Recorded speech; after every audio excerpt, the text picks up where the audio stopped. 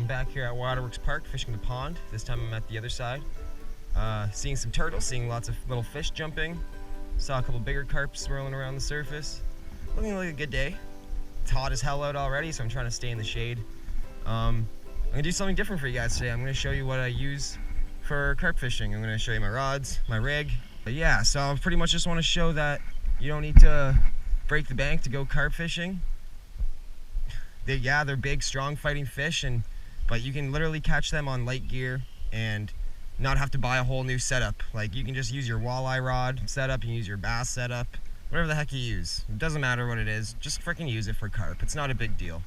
Of course, there's some limits to that though. So for my rod, I got my old Reveros rod, Abu Garcia reel on there. So pretty much I took the Reveros reel off this and threw it on a newer Daiwa rod that I bought just the stick by itself. I had a loose eyelet there that almost came off because I was not taking good care of this rod, so I threw some Gorilla Glue on there and just threw some tape around there just to help hold it in. I'll probably take the tape off soon. And this one actually has a broken rod tip. I broke the last like 5 or 6 inches off it. I slammed my trunk on it. I'm gonna grab a bell sinker or an egg sinker. Also, I got, I think, 10-pound test on this, either 10 or 12-pound braid on this right now. First thing I'm gonna do is take my sinker and slide it on there. That's right on the braid. Next thing I'm gonna do is I'm gonna take a bead. Now, you don't need to go out and buy trout beads that cost like 12 for $6. Don't. Just go to the art store, get some beads. These are trout beads, but I just haven't gone to the art store yet. So then after the bell sinker, you're gonna wanna slide that on there. So now you got your bell sinker and a bead. Next thing you're gonna wanna do is get a swivel. See, the swivels I wanted to use I actually left in my car, so I'm kinda stuck using these really big ones. These are huge. Like, I don't need ones that big, but that's what I got right now. And you know what, with carp fishing it doesn't really matter. Well, it does, but to me it really doesn't. Because I don't take it too seriously, I just like having fun with it. I'm not gonna go buy all this extra gear and stuff. Even though I did buy some extra stuff just for carp, but I left it in my car. So then I'm going to tie that on. Lick it up so it doesn't burn. Yeah, I'm awful at tying knots, I know. Hey, you don't need to be great to catch fish though. You just gotta have a brain. So now what I got is I clipped off the tag line, just that extra bit of line. I got a bell sinker, so I think that's a 1/2 ounce bell sinker, to a bead, to a swivel. Now you're gonna wanna tie on your leader. I like to use fluorocarbon because it's the sun shines right through it. It's not too visible in the water. I'll use mono as well too. Like, I got some 8-pound mono in here. I try to use either the same or 2 pounds less of what my main line is. So my main line is 10 or 12 pounds.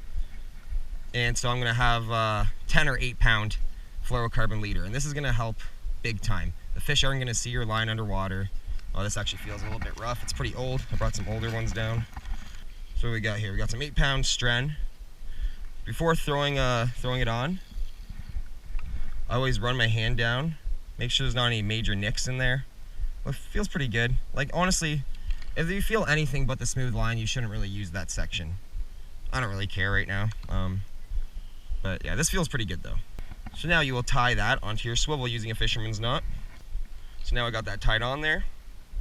Got braid on this side, swivel to 8-pound fluorocarbon. Then I'm gonna cut off the fluorocarbon at about, let's see, like 2 feet. What I did before is I would just tie on a bunch of split shots, cut some bigger ones, then go to sometimes not even a fluorocarbon leader, just go right to the hook, and I would use a J hook. And I was still getting them like that too, but you know, I was getting a lot of pickups and drops. I was losing some. I lost a bunch at the bank, so switched over to either octopus hook or circle hooks. And now I'm really liking these circle hooks. They are great. The fish hook themselves. You set your drag low, so the fish just picks up and starts running on it, and they hook themselves. So I'm gonna throw on this gold one right here. And bam. Just like that, you got a carp set up. So you got 10 or 12 pound mainline braid, to a bell sinker, 1/2 ounce, to a bead, to an oversized swivel, which I should be using a smaller one, to about 2.5 feet of fluorocarbon, to a circle hook. And I forget the size of the circle hook, but just in perspective, in my hand it's that big. You don't need a huge one. I wouldn't really want one that's too small either, so I try to get ones that are in the middle a little bit. About the size of my thumbnail. So now I'm going to crack open some fresh corn, and I'm gonna get my bait out there for you guys. And chumming is absolutely 100% positively necessary for carp fishing. I mean, like, I've seen people catch them without chumming out corn, but I don't know, it starts a feeding frenzy. You throw them in, they just start pouring in sometimes. Like you'll get like 5 or 6 rolling up, all feeding on your pile of corn you threw out there. Then they pick up your hook with corn on it, and they just take off with it. It's freaking exciting. It makes for more bites in the day, put it that way. When I'm loading on the corn, I like to get as much on there as possible. Just bury that hook in there, like so.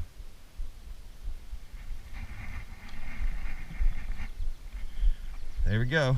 I got my rod holders in the water. 1, 2 right there.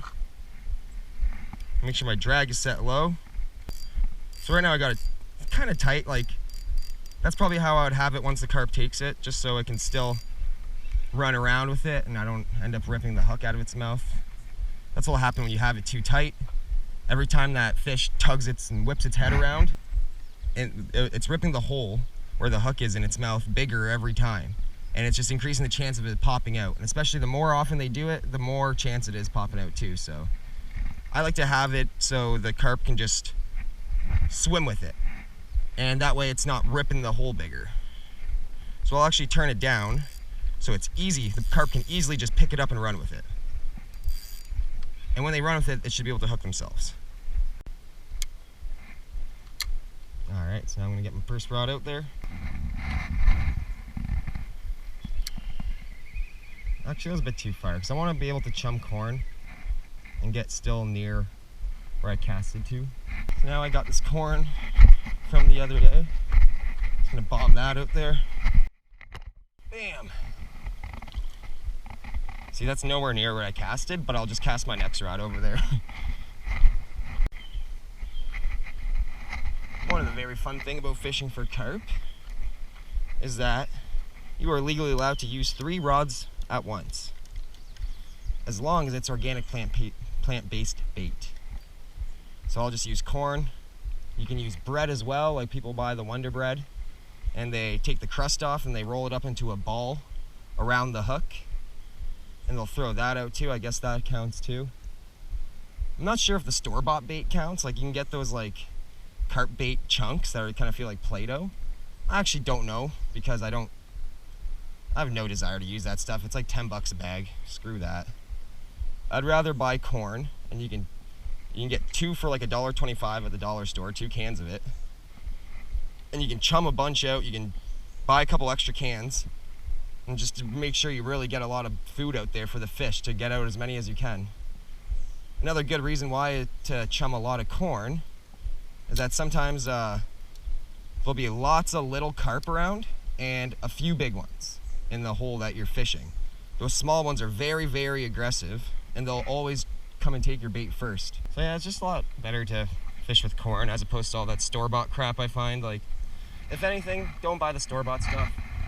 Go experiment and make your own carp bait. I know there's people that mix things up. It'll be like corn and some grains or oats and stuff like that, and they mix it up like in a bucket, and then they stuff it in a feeder. But for me, I don't use a feeder. I like to carp fish on a budget. Like last year, I carp fished on a budget for the first couple months, and it wasn't until the end of the season that I actually started to get like some better sinkers and use a leader and use the beads and stuff like that. So, you know. Oh yeah, this happened last time I was carp fishing. That's a circle hook that actually literally became a circle hook. But yeah, so I'm gonna throw another circle hook on this one because I had a catfish hook on there. Now on this rod, last time I was fishing, you can see the leader's a lot smaller on this one because I broke off and didn't feel like tying a new leader on there. So I don't know, it's like a foot only, but I don't know, I was getting it last time. I had no beads on me. I used my last one when I broke off and stuff, so sometimes you can use a split shot. It's really not a big deal. They work too. Also, the point of having this setup is when you snag onto something, and say this hook here, my hand's the log, it breaks off, it's gonna break here, or it's gonna break here. And you're gonna keep all your main line, you're not gonna lose any of your main line, you're gonna keep your bead or split shot, you're gonna keep your bell or egg sinker, and all you're gonna have to do is tie on a new leader and a hook. Sometimes when it breaks down here, you just feel the rest of it, and if it doesn't feel like it's like all nicked up and gonna break soon, just throw a new hook on there. That's what I did with this one. Broke a couple times. It was originally about 2 feet, now it's about half the length. But you can just keep going with it. Screw it. Give it a try. Why spend extra money? Because it really adds up trying to have a perfect setup all the time. You know what I mean? So if you're not really too worried about losing a fish here and there, it's not a big deal. But to me, it really doesn't matter. There's a lot of fish in the sea, so.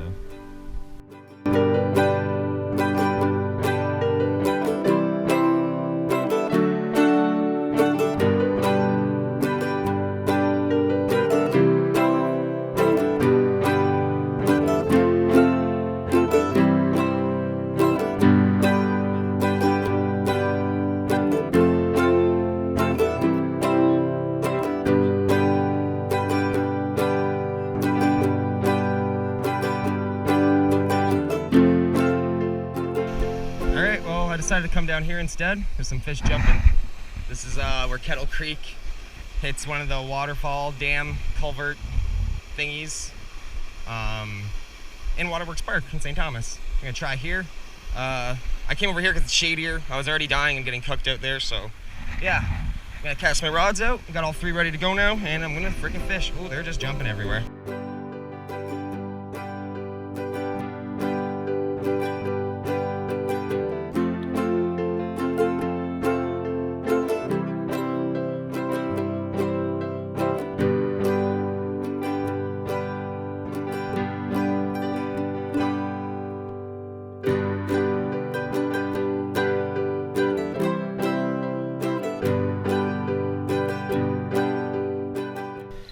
So, got these 2 bells, both broken as you can see.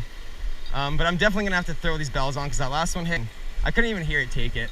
I look over, like I didn't even hear my line peeling. I look over, my rod's just in the water, holding on by a hair onto my wooden, homemade, organic rod holder. So, when you're fishing in these kind of waters, spillway, rapids, anything, you really want to make sure you got some bells if you're bottom fishing because you will not hear your line going and you gotta be looking at your rod constantly.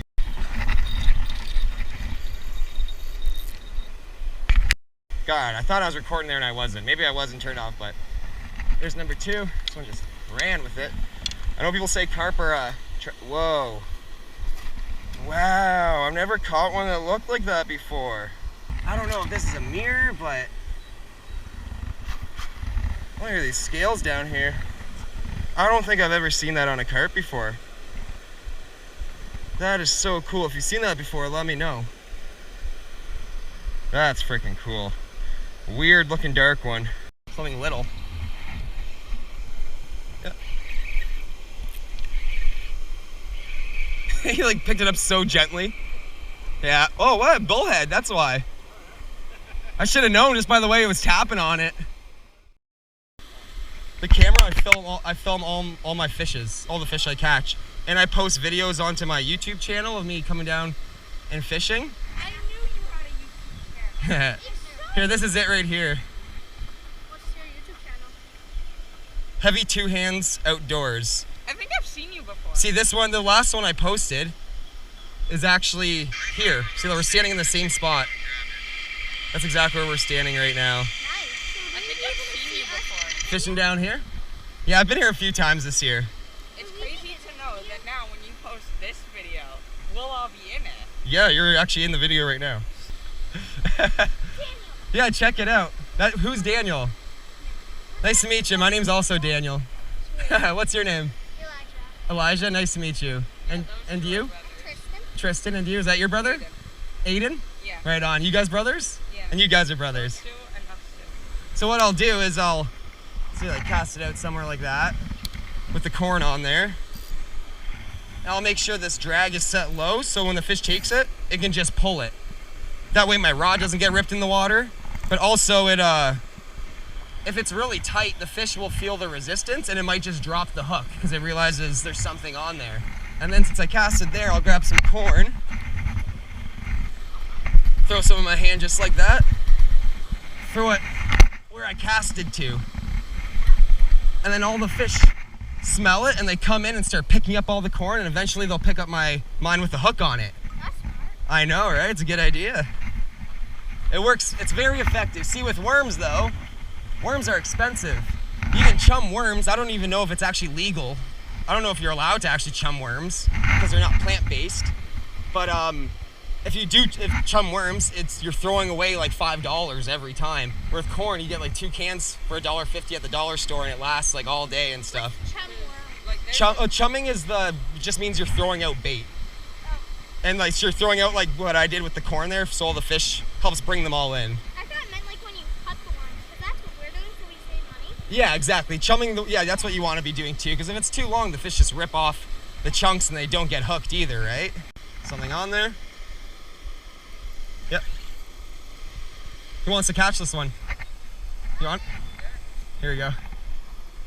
So when you hear the line peeling, you're like, keep reeling, it's on there, just keep going. Are you right-handed when you reel it in? Not really. Oh yeah. See, he starts peeling, just let him go. Yeah, so then you can start reeling again. Wait, not yet. When he stops, you can kind of start reeling it in. I'm gonna show you it again in 1 second. I'm just gonna help him land this fish. Tighten that just a little bit. What you can do, bring the rod down while reeling, like closer to the water. And now pull up without reeling. And now bring it down while reeling fast again, till the line's tight again. And then alright, you can stop that. I'm gonna get the net here. Yeah, nice. Keep doing that. You're doing it right. Yeah. Try to get him close to me and I'll net him. Well, that's a big one. You got a big one. Wow. Holy crap, buddy. That's a nice one. That's bigger than the one I caught. How does it feel? So I'll bring a net that way I can keep him in the water as much as possible. There, the hook just came right out. Do you guys have a cell phone to take a picture? Sadly, no. Okay, that's okay.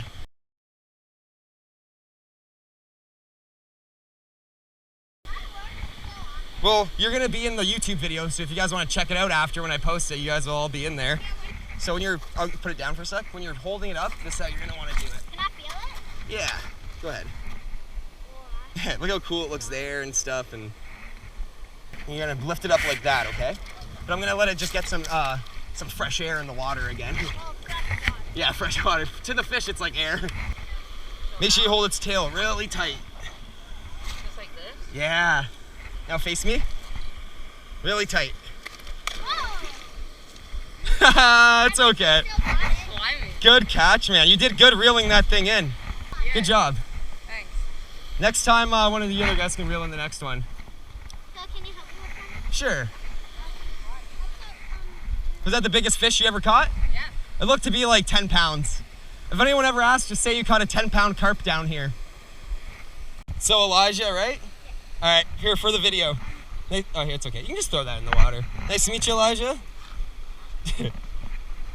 And Tristan, nice to meet you. Good job fishing, good casts. You too, good job catching that fish, Aiden. Thank you. And see you next time, Daniel. Maybe I'll be here tomorrow too, and I'll see you guys. See you guys.